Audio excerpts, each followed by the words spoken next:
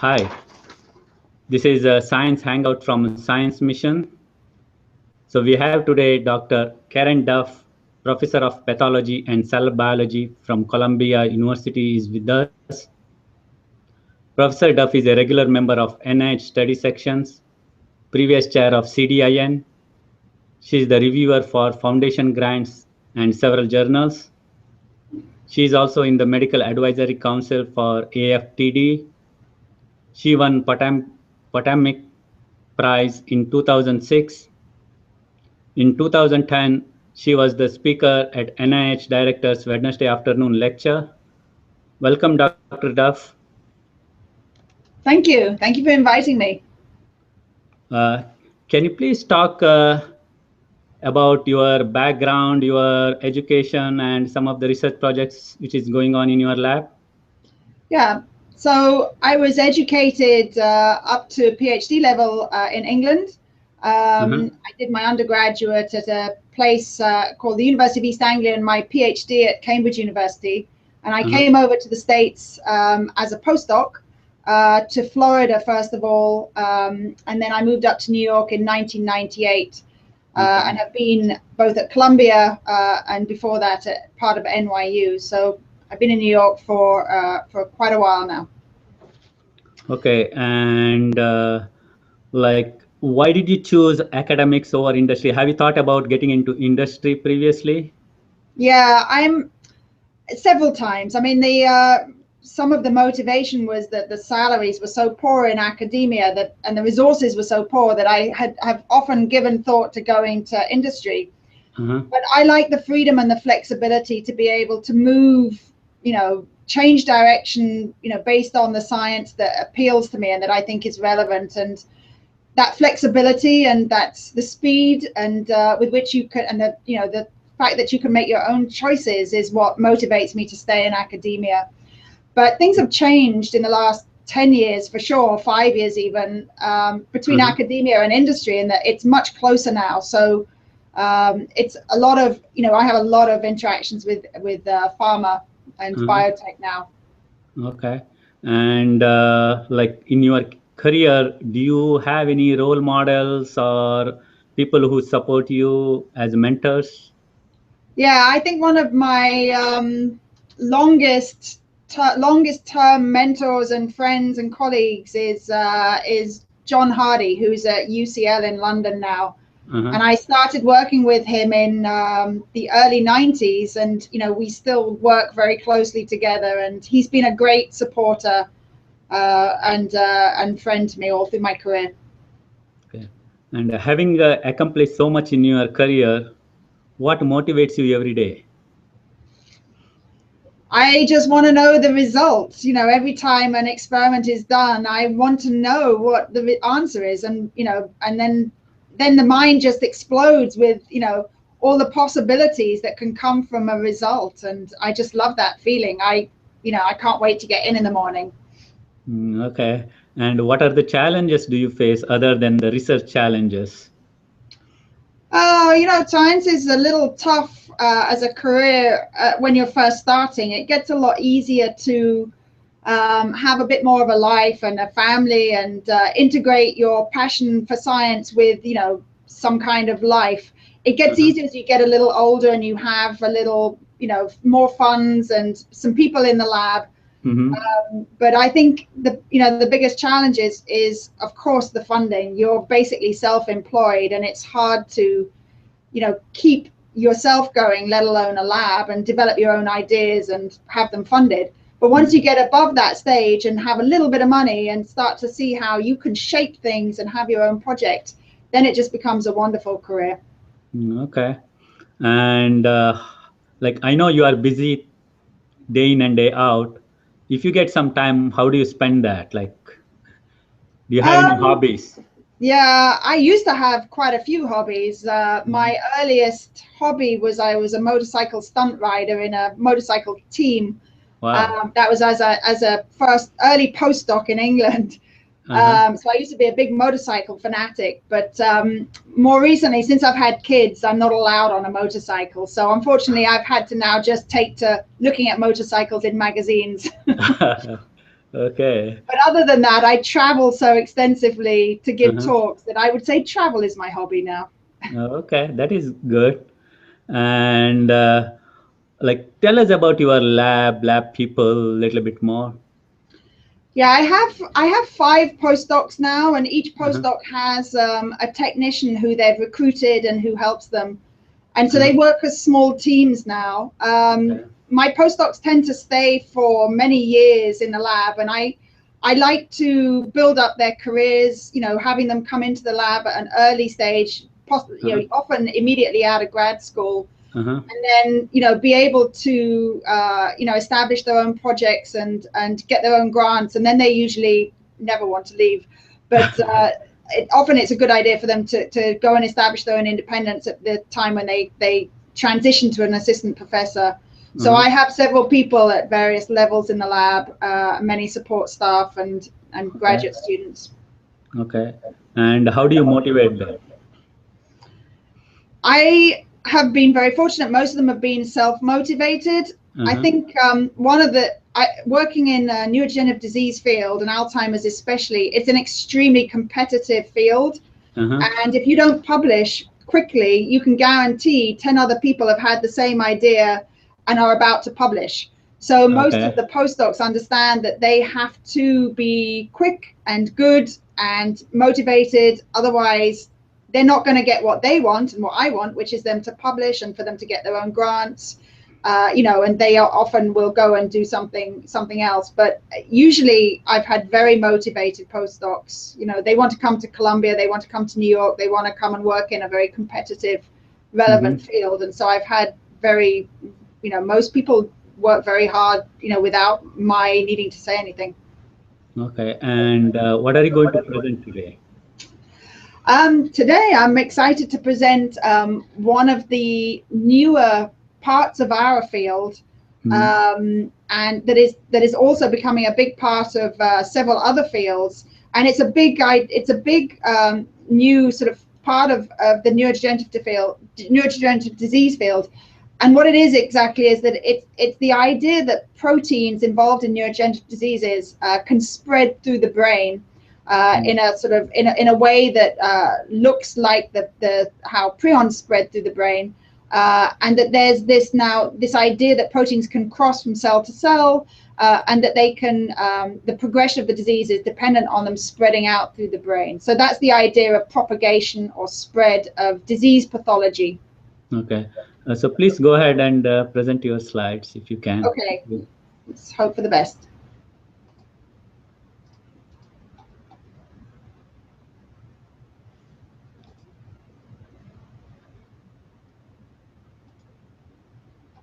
Okay. Yeah. Okay, so the first slide here really gives you the scope of this idea, this idea that proteins involved in a neurodegenerative disease can start in one area of the brain, an area of initial vulnerability, as it's called.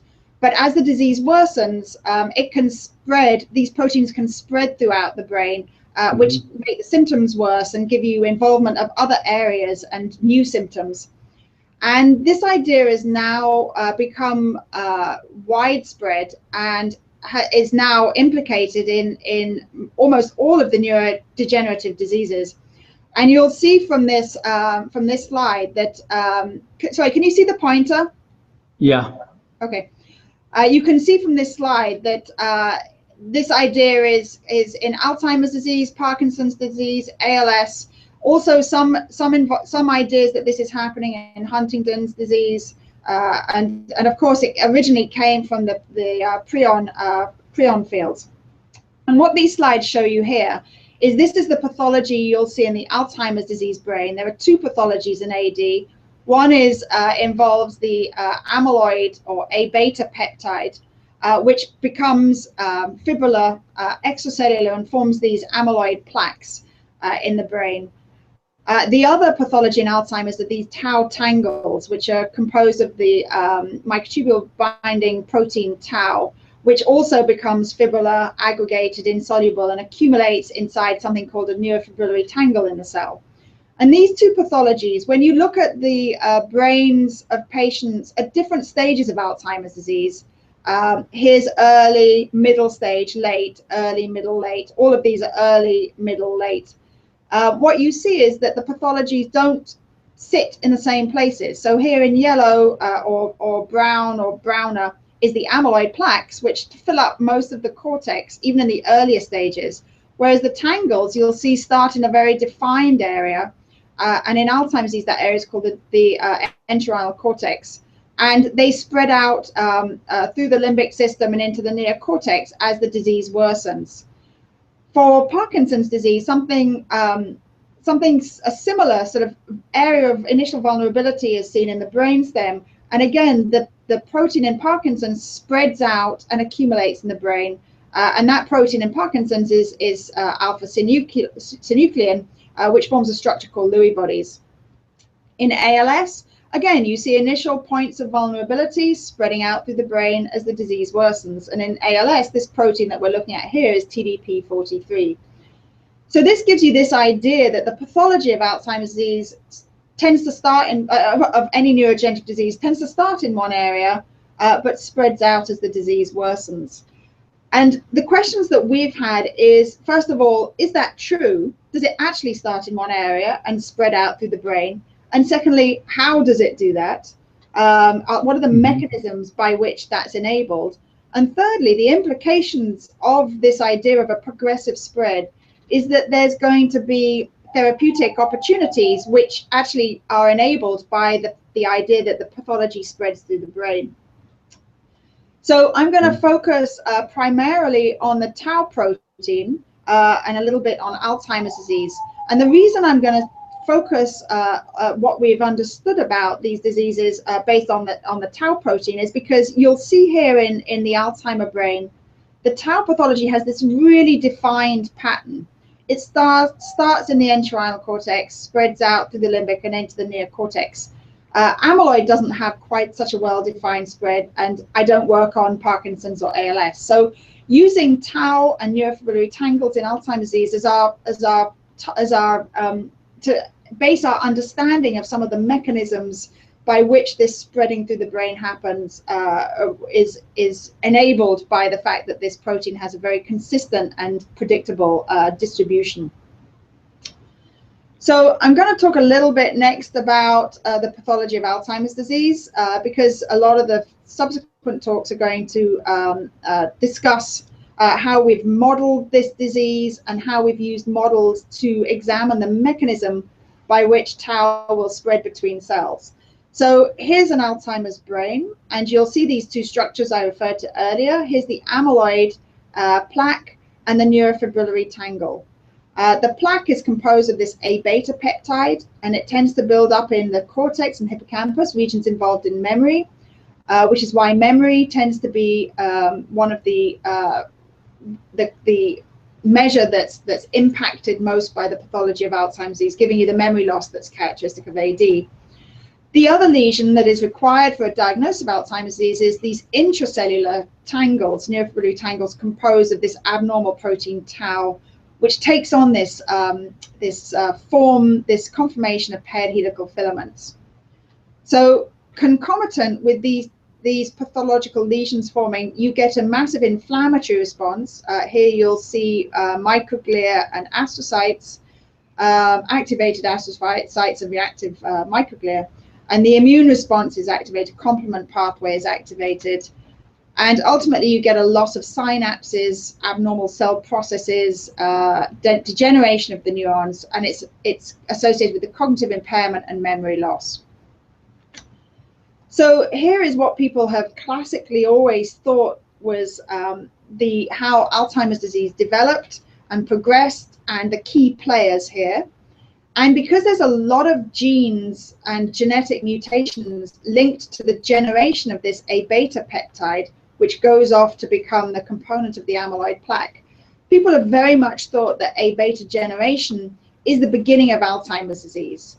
I think it's more complicated than that. A-beta generating mutations tend to occur in the familial forms of Alzheimer's, and we don't know what initiates the sporadic form of Alzheimer's, which is by far the more common form. But the bottom line is that people have identified A beta generation as the first point in the disease, and this can have subsequent deleterious effects, including the phosphorylation of tau at abnormal epitopes, the inflammatory response, the aggregation of these proteins, excitotoxicity, oxidation, all of these contributing to cell dysfunction, synaptic dysfunction, and ultimately cell death and degeneration, and the cognitive behavior problems. So this is called the amyloid cascade hypothesis, so called because it's thought to come from A beta as the primary initiating event, with tau phosphorylation and tau tangle formation as the secondary event. So this is what most people will talk about when they're talking about Alzheimer's disease. More recently, the involvement of tau in the actual disease has gained credibility. Amyloid actually is upregulated, and amyloid plaques start to form, and actually the amounts of amyloid plateaus before you even get cognitive impairment. It seems to be the involvement of tau and tangles as a secondary lesion to something to do with A beta that correlates better with the cognitive impairment, suggesting that the damage, overt damage done by tangle forming, is actually leading to the cognitive impairment. But the field goes back and forwards and has argued for 20, maybe 100 years about this, since the plaques and tangles were first identified by Alois Alzheimer in 1906. So I'm not going to get into that debate just now, but I'm going to move on to this interesting phenomenon that we see in the Alzheimer's brain that I discussed before, which is this distribution difference between amyloid plaques and tau tangles, and what this distribution can tell us about some of the mechanisms by which at least tangles are forming and propagating and causing their damage in the brain. So here's this slide again, showing just the tangles and the amyloid plaques, and this is in a grayscale. The tangle, I'm only going to talk really about the tangles because the amyloid plaques have not been informative in terms of looking at their distribution, just because it's much more variable where they're formed, and they're just more widespread. So there's nothing really to be gleaned from looking at the amyloid plaque distribution. As I mentioned before, the tangles, however, are very interesting. And if we go on to, as you look at the progression of the disease out from the entorhinal cortex here through the neocortex, one thing to be aware of is that only when the tangles spread into the neocortex do you get cognitive impairment. It's almost as if either the higher density of tangles in the brain causes the cognitive impairment, or where they are.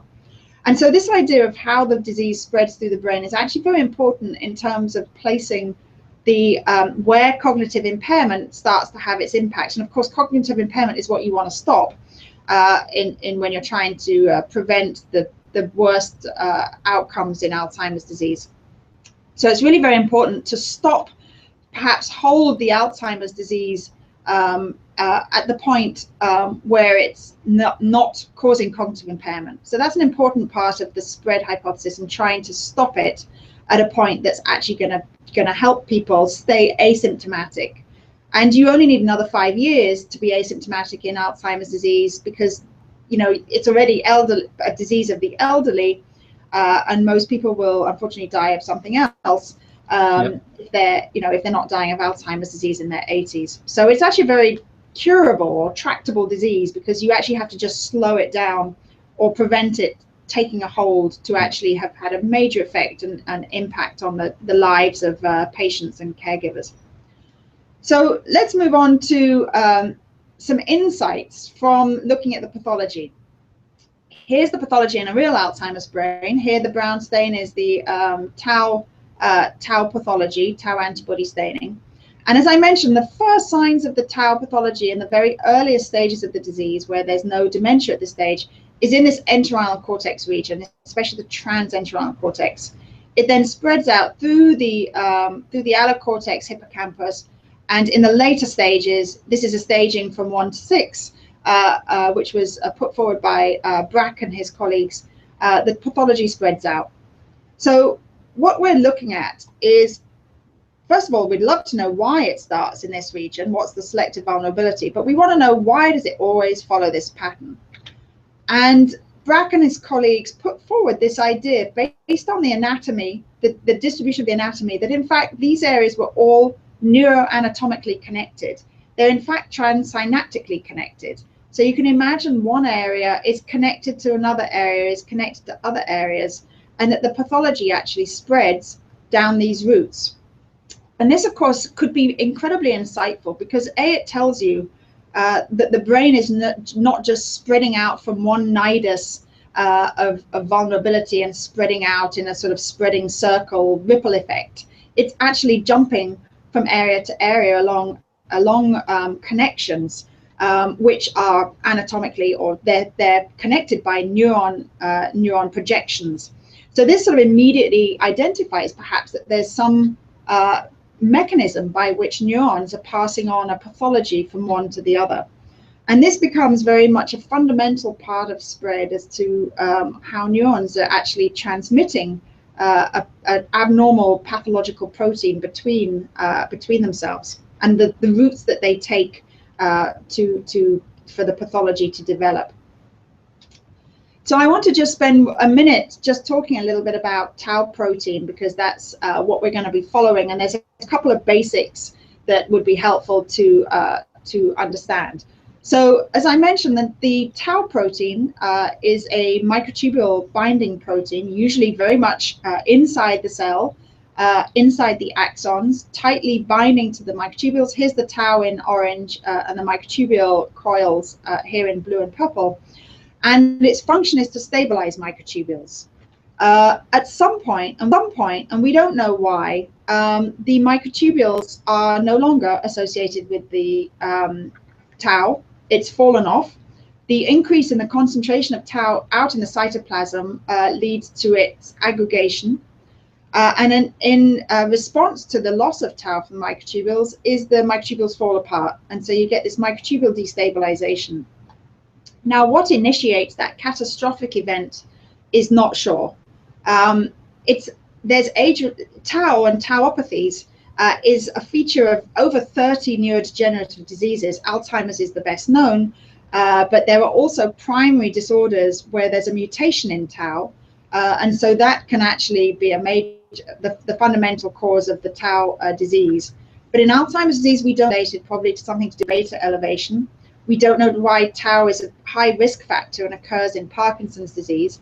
We don't know if it's pathological or if it's just a result of the cell being sick. So there's a number of things that are unknown here as to why tau is seen dissociated from the microtubules. But what we do know is that it starts to move from its usual location in the axons down into the cell body. It redistributes to the somatodendritic compartment. And that's really the first pathological event that we see in the cell, and it's associated with an accumulation then in the somatic compartment, the cell bodies. It becomes phosphorylated, hyperphosphorylated. It's already a phosphoprotein. It becomes hyperphosphorylated. The conformational changes from being a disordered soluble protein into these aggregates and fibrils that clog up the brain cells. And it can't be removed from the brain, and ultimately you get dysfunction and death of the brain cells, which very, very avert as the pathology progresses. We don't know which of these is critical to cell death and dysfunction. It may not be linear, like it's shown here, and in fact it may not even be aggregated forms of protein. There's some evidence that soluble little oligomer forms are actually what causes the disease. So there's lots to think about in terms of how does the pathology develop and what are the initiating events and how can we intervene. So getting back to the idea of this initiation of the pathology in one area, and then all these events occurring in those cells, and then the cell transferring over abnormal copies of itself into another cell, that's spreading through the brain. How can we look at that? How can we try and model what was seen in human postmortem studies and try and get at this issue of how that's happening and why it's happening and what the functional consequences are, and how can we develop therapeutics to prevent it? And so there have been a couple of approaches to look at this, and this is the first approach that was taken. And this is an injection or inoculation approach. And what happens here is these investigators, led by Marcus Tolnoy's lab and Michel Godert in Europe, what they decided to do is they would take brain extract from a severely affected mutant tau mouse and put it into a very mildly affected secondary mouse and see what happened if you inoculate the brain with some brain extract that already has tangles. And what they saw here was that they saw that the pathology developed in the very mildly affected mouse, and it spread from the region where the initial bolus of lysate was injected into other areas of the brain. And so this was several things were identified from these experiments. Firstly, mature tangles formed when they were injected with insoluble tau, the aggregated form of the tau extract from a severely affected mouse, but not the soluble tau from a mildly affected mouse. So something about those aggregates was seeding and promoting this pathology. It could only, this type of approach could only accelerate pathology in a mouse with ongoing pathology, with mild pathology. It couldn't initiate it in mice where there was no pathology. And this is important, and I'll come back to this at the end in terms of whether this type of pathology transmission and spread is dangerous as a transmissible element. I'll come back to that in a minute. The other major thing that was identified from these sort of experiments was the injected tau from the other mouse and the endogenous tau in the mouse, the host mouse, actually co-localized at the injection site. And it suggested that this prion-like templating and propagation was going on for tau, and that was how tau was spreading through the brain. And this had been identified by some of the work from Mark Diamond's lab, where he had actually come from the prion field and had looked at the propagation of prion-like proteins and the templating. And so this was very reminiscent of something that was seen in the prion-like diseases. PRP undergoes this conformational spread. The pathology in these inoculated mice spread along anatomically connected routes, very similar to what had been predicted from the post-mortem human studies. And this was very nice to see. But lastly, very little secondary response to the aggregates and the tangles was seen. So there was no gliosis. You remember there's a strong response of microglia and astrocytes to pathology in the human AD brain. But in this mouse model, there was really no overt gliosis, and the cells didn't die. There was really very little cell death, even though the tangles were quite mature. So these models were not quite right. There's something missing, and we're not quite sure what that is. But several experiments were done subsequently, and this experiment that I describe here was done using mouse brain extract. But subsequent experiments by a number of groups, including this group here, Virginia Lee's group at Penn, showed that it wasn't just the extract, but actually isolated tau filaments could actually evoke this, suggesting that something else in the lysate wasn't required. So now we have tau in the form of aggregated tau, filamentous tau, oligomeric tau, is able to propagate in the brains of mice. But this is a fairly artificial model, obviously. This is an inoculation model. And one of the things we wanted to do was to actually create a transgenic mouse model and allow endogenously expressed tau to propagate and really replicate what's seen in the human brain. To do this, we created a new type of mouse model.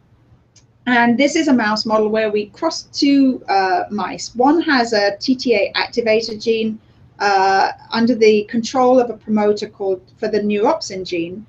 And this neuropsin gene was developed by Mark Mayford's lab. And when you hook it up to LAC-Z, he could see that it had very predominant entorhinal cortex expression. It was really an entorhinal cortex predominantly expressing promoter. It's not completely specific for the entorhinal cortex. There's expression in other areas, but it is predominant for the entorhinal cortex, very similar to what you would see in the human first early stages of the disease. This mouse was crossed to a mouse that made pathological human tau. And this is the sort of pathology you would see in a tau transgenic mouse model. And what we're hoping to generate in this is this extreme tau pathology, very reminiscent of neurofibrillary tangles that form in Alzheimer's disease. Here you get the later stages, you get this tangle filaments by EM, they're positive by conformation dyes such as thioflavin S, hyperphosphorylated using phosphoantibodies, and cell body associated. So this was what we were trying to replicate in this mouse model.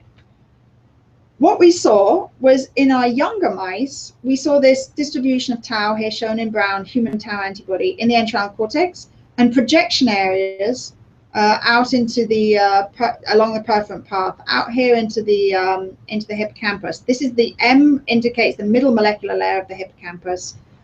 This is the inner and outer molecular layers. Here's the granule cell layer of the dentate gyrus hippocampus, and various subfields of the hippocampus.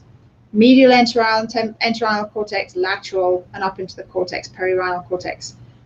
As the mice aged, we saw a different distribution. Here we see accumulation in cell bodies, very similar to what you'd see in an AD brain. Thioflavin S positive tangles, so they're mature tangles. And you'll notice we've got a difference. Here in the younger mice, there's no cell body tau here in the CA1 in the pyramidal fields. Here in the older mice, significant pathology here in this area. But what was really interesting was this layer, and we'll come back to that in a minute. This layer of the dentate, the granule cell layer of the dentate gyrus, does not express the human tau that we've expressed in this mouse model. And it was in this younger mouse, it's clear these granule cells have no tau pathology. As the mice got older, they started to accumulate tau pathology. And when we look at the circuitry in this area, there's something that we can immediately use based on the circuitry to understand some of the mechanism by which tau is spreading between this entorhinal cortex area and the dentate gyrus in the hippocampus. And what we're seeing here is the entorhinal cortex projects along the perforant path to this cell layer, the middle molecular layer of the dentate gyrus. And this is all one axon. This is one axon that goes from entorhinal cortex to the axon terminals here in this layer. Another set of processes, the dendrites from cell bodies originating in the dentate gyrus, project the other way and terminate in the middle molecular layer. So there is one synapse between entorhinal cortex cells and dentate gyrus cells. These cells are now separated by a single synapse. It's a single monosynaptic connection. Mm-hmm. And that allows us to make some statements. Here you'll see the pathology in the younger mice. Here in the older mice, you see this reduction of tau in this layer, the middle molecular layer. And what's happened is the tau that was there in that terminals of the axons has been sucked back into the cell bodies, back in the entorhinal cortex. This layer now, the granule cells, has now become positive for human tau when there's no tau expressed there. And the only way that that can happen, and we showed this, we and some others, Brad Hyman's lab at Harvard and Leonard Mucke's lab in San Francisco, showed almost at the same time that this was happening in a mouse model the same as ours. And we were all able to make the statement, because there's no expression of tau in most of these cells here, that in fact tau had crossed from the axon terminals here through the synapses and the dendrites of cells here and was accumulating in cells here. And this was very important because it tells you that tau can actually cross from one cell to another across a synapse. Now you'll remember, of course, tau is a microtubule bound protein. It is not a secreted protein, or it was not thought to be a secreted protein. It should not be outside a cell, crossing over from one cell to another. So this opened up a whole idea that, you know, how was tau getting from one cell to another? Could other proteins do this? Is this a new biology for tau that we did not understand? So this led on to the second part of my talk, which is how could tau from cells in region A get into the cells in region B, and region A being the entorhinal cortex and region B being granule cells in the dentate gyrus. And of course, this isn't, our studies are not, and our ideas are not only limited to this circuit. From this area, it has to go out through the whole brain. You'll remember the spread of the pathology doesn't stop in the hippocampus, it goes right through into the neocortex. So from here, this pathology would be expected to spread on into other areas of the brain.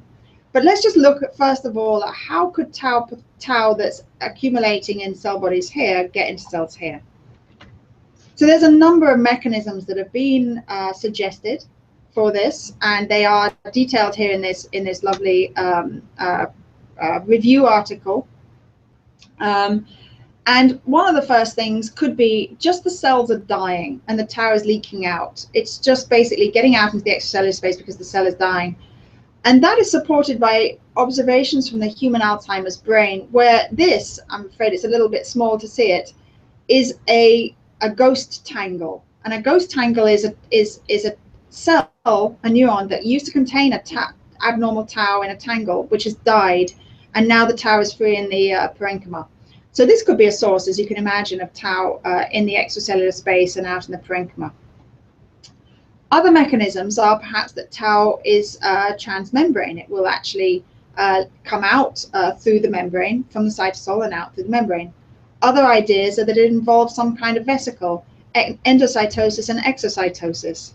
And one of the vesicles that actually could be involved is an exosome. And in addition to exosomes, now have been added ectosomes, which are slightly different size than exosomes. But these are well-known ways by which proteins can get out of cells and into recipient cells. A whole nother idea was that something involving an actual bridge structure that goes between one cell and another could be transporting the tau. And that type of structure is a tunneling nanotube. And nanotubes have been implicated in the transfer of viruses such as HIV between cells and also prion protein between cells. So there are a number of different ways, and some of this could have happened at the synapse, either by vesicles or just by some kind of transmembrane spread. So these sort of different mechanisms have all had lots of support for the fact that tau is seen in these areas or in these vesicles. So it was not really known how tau is getting out of a cell and into a recipient cell. What is important, though, is that once it gets into its new cell, it must be followed, that event must be followed by a conformational replication so that the abnormal conformation, this pathological conformation that a molecule like tau has taken on as part of its disease, can continue the cycle. It's that that's spreading through the disease, not a normal monomeric form of tau. There's something pathological that's spreading. So this has to be incorporated into the ideas too. So we wanted to do some work, and now we had to move into a cell model to look at things here.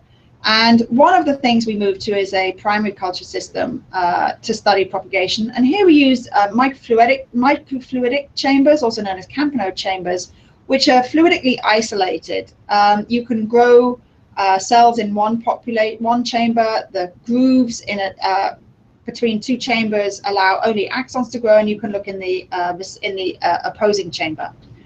We would grow two sets of cultures from donor cell, usually which were expressing tau, and a recipient cell, which often were knocked out for tau, but would express GFP, so we could identify them. We'd grow them in opposing chambers, or we'd grow them in a co-culture, just a regular co-culture dish. Our early experiments, and these are published, made different forms of tau. We had monomers, we had small aggregates, larger aggregates, filaments, brain extracts, and we were able to put those that human tau onto one side of the culture and look on the other side as to whether tau had been taken up from the media and transported. And here's tau in green, human tau. Here's the cells. They're labeled with just a cell marker. Tau is taken up, transported down the axons and into the opposing chamber. We were able to put tau on the other chamber, on the axon terminals, see them taken up, transported, and accumulate in the cell bodies.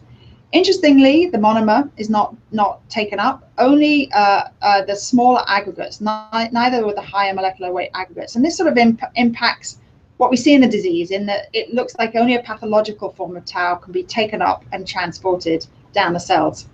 This is anterograde transport, this is retrograde transport, so both are possible.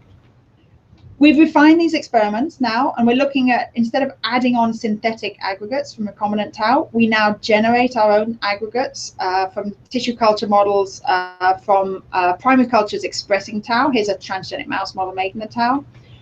We're able to culture two opposing types of a donor, which makes tau, and a recipient that doesn't. And here in red is tau, and green is the recipient cell. Here, the yellow shows you that tau has come from this chamber to this. So again, it's transferred into the donor cell. When we do regular plates and not microfluidics, here again, you'll see the yellow indicating tau from a donor has moved into a recipient that's tau negative, and you get the yellow where the tau has moved into the recipient cell. So this is interesting. This all shows you that this phenomenon can happen in vitro. But how does it happen? And to look at this, we've honed in on the idea that tau is secreted into the extracellular space, either as an exosome or free tau. And we took the equivalent of that, which is the conditioned media, from cells that were expressing tau. And we took the conditioned media and transferred it into either a knockout culture or a wild type that didn't have human tau. And here, tau is in green. We can see the tau from just the media has been taken up by the cells, and you see this yellow where it's now tau has been taken up into the recipient cells. So we can make the statement that tau actually can be transferred between cells in the media, i.e. it's released from the cell and taken up by the recipient. What's the next step? Well, you remember I said that it has to undergo this conformational change, and this is what prion-like proteins do. Prions act as corruptive templates that incite a chain reaction of protein misfolding and aggregation. This would be in the recipient cell. And they can act as, importantly, they can act as self-propagating agents for the instigation and progression of disease. As I said, this came from the prion field, and it's now become an important aspect, this templating and conformational change in all the neurodegenerative diseases. Some evidence that this can occur. This slide now shows you that tau containing tangles are not just a feature of Alzheimer's, as shown here in this panel, where they're neuronal, but they're also a feature of many other neurodegenerative diseases. And here, this is the FTD, the frontal temporal dementias subtypes, PSP, Pick's disease, FTD17, AGD. These all also have tau pathology, but they have a slightly different structure. Sometimes the tau is in the glia in the FTDs, sometimes it's in neurons, sometimes it has different components. Tau has 6 isoforms, and sometimes there's one isoform or the other isoform. But what I'm trying to get at here is that tau, one tau molecule can actually have different characteristics and exist in different strains. And one of the interesting experiments that has been done to show this is lysates from human tauopathies, the different tauopathies, AGD, PSP, CVD, Pick's, Alzheimer's, was isolated from brains of patients and injected by that inoculation model into the mouse brain. And what was fascinating here is that the mouse replicates the pathology of the host human disease. And this very much suggests that this can occur as that templating can occur, and that like can transmit like, in terms of the morphology of the tauopathy. The tau molecule will go into aggregates that are in the form of twisted ribbons or paired helical filaments or flat ribbons. And they're very specific to the diseases that give rise to them. And so that can be transmitted into a mouse. Again, identifying this idea of strains. The strain idea was further taken forward, and this is really where we're at with this part of our understanding, is that you can actually identify different strains of the human tauopathies by taking the extract, and here you can put it into cells, the extract from different tauopathies into cells, and you get these different structures forming in the cells, tau structures. And when you look at the type of structures, morphologies that each tau disease gives you, they fall into categories. In Alzheimer's disease, it's very homogeneous. There seems to be only one type of tau which looks like a speckle when you plate it out. In CBD, you get mainly this disordered type of tau. And the details here in this paper from Mark Diamond's group, neuron paper, But what I'm trying to get at here, and I'm going to finish off the talk on this point, is that we've now got this idea that there are strains of proteins that are causing neurodegenerative diseases, and that it's probably those tight conformations that are spreading between cells and leading to a conformational change of the endogenous protein. And to wrap it up, here's a summary from this review, Nature review. And here we can summarize this information by saying that tau can spread through the brain along these anatomically connected regions, transferring between cells both transsynaptically across synapses and also transneuronally. I didn't talk about that, but clearly tau can go from one neuron to another neuron, not necessarily via the synapse. I also didn't talk about this aspect, but we have shown, we and others have shown, that tau can transfer not only between neurons, but also to glia. And this is an important aspect. You'll remember some of the tau diseases have a glial tau pathology, and it's possible that that's how this is occurring, is through intake into glia. How do they transfer between cells? Well, it looks like they can go via the extracellular media or the extracellular space in humans, and that indicates that it can either be as free tau or as in vesicles. And at the moment, one of the most popular vesicle mediators is the exosome or ectosome. And a lot of work is looking at tau spread between cells via exosomes. We know that it uptake involves endocytic pathways, the endosomal lysosomal system. I didn't show the data of that, but it clearly is implicated in dealing with the tau once tau goes from one cell to another. And the ultimate accumulation of a protein like tau in the recipient cell, the cell to which it's transferred, seems to be the result of overwhelmed clearance mechanisms. And the clearance mechanisms that we know deal with some of these proteins, autophagy or the UPS, are becoming overwhelmed as pathology builds up. And it's quite likely that a cell which is being attacked by pathological proteins building up in the extracellular space, as the tau protein gets into the donor, into the recipient cell, these mechanisms are trying to clear it out, and ultimately they'll become overwhelmed, and the pathology will build up from cell to cell to cell. So those are some of the ideas that we are currently thinking through. One of the things that has come up is so we've shown now in vitro models, especially, and partly in vivo models, that tau can propagate between cells. But can a protein like tau propagate between people? Is there actual transmission between people and animals, you know, from the periphery, for example? Is there a danger through eating contaminated meat or some kind of transfer on surgical tools that you'll get transmission between people? Or even, you know, if it's an infectious agent that could be carried in a, you know, something else, some other way, like a sneeze. This idea has gone back and forwards. Of course, it's a very important idea whether this is actually a transmissible protein. It would have implications for blood transfusions, for example, transplants.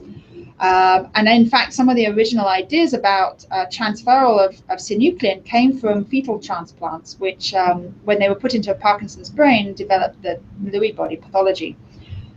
The evidence is not so good so far that it's transmissible from tissue transplants, although there is more evidence now in a recent set of papers that looked at transmissibility via human growth pituitary explants for human growth factor. And if you're interested in this, I would have you look at some of the literature on that. It's a little complicated to go into. But the whole field is well covered in many articles coming out in the major journals discussing this. So lastly, and just to round off, what's the implications of this for therapeutics? For something like tau and many of the degenerative disease proteins, there's a number of approaches. Taking down the total levels is important. But now we have this aspect of tau leaving the cell. It opens up a whole range of other therapeutics based on the extracellular space. And here is the most popular one so far, which is in clinical trials, going into clinical trials, and that is to use an antibody to capture tau and sequester it away once it's outside the cell. And in fact, this was shown in vitro to work from the work of Dave Holtzman. and this antibody is now in clinical trials for tauopathies. And so there's some implications that this allows you an extra area of the to capture these pathological proteins. You don't necessarily have to get into a cell, which adds added levels of difficulty for any drug development. You may be able to capture it outside and take it out of harm's way. So I just want to thank my lab members quickly for the work that was done here. Jessica Wu and helped by Isla Bastille have done a lot of the in vitro propagation work. Li Lu and Harry Fu have done the in vivo propagation. And there's a whole several technicians, Matt Herman, Helen Figuera, Shana Emrani, and a graduate student from the University of Utrecht, Rick Boonen, did some of this work too. My lab is multi-component. We have an active program led by Natura Maeku on the proteasome and autophagy, because we're interested in clearance mechanisms to prevent this, pathological proteins accumulating. We have a multi-omics project based on ApoE as a risk factor, and we have some projects to look at functionality in response to these disease proteins building up. And I have a whole range of collaborators and my funding agencies to thank. So thank you very much. Thanks, Dr. Duff. Can you unshare your presentation, please? So this is a very interesting, very interesting presentation. So I learned a little bit more than what I knew from my earlier experience. And there are a few questions I have. So if you could answer them, that would be great. Like, does the cell death follow the tau pathology? Like, I mean, like this die in the entorhinal cortex first, then they move up, like the way the tau goes? Yeah. So that's what's the functional impact of this is a very important question, and that's really where we're at now in the field. Tau pathology, when it's generated in vivo, like we do with the transgenics, does kill the neurons. It kills the neurons in the entorhinal cortex first, and we get some dysfunction in the entorhinal cortex, both when we do in vivo recordings for electrophysiology, and we get cognitive deficits as the pathology gets very overt and the cell death starts to come in the entorhinal cortex. Whether that cell death spreads out into the secondary areas, the hippocampus and the cortex, we haven't got enough pathology there yet to actually see whether there's dysfunction, but we have every reason to believe it will spread the dysfunction because the pathology looks killing the cells in the initiating region. And I think this is an important difference to the inoculation models, where I'm a little worried that overt cell death doesn't accompany those overt tangles, and perhaps we're missing a step. Maybe we're going too fast in this templating, spreading idea that we don't form toxic levels of whatever that intermediate might be. So there's actually a lot of insight to be gleaned from looking at inoculation models, transgenic models, viral models, and seeing which ones have cell death and gliosis, cognitive impairment, on which just have pathology, and separating out pathology from functional impact. And did anybody thought of any receptor or anything like this? It's a small peptide, it binds to something on the cell surface, and a lot of people are interested in what it is. Why do some cells take up the pathological tau?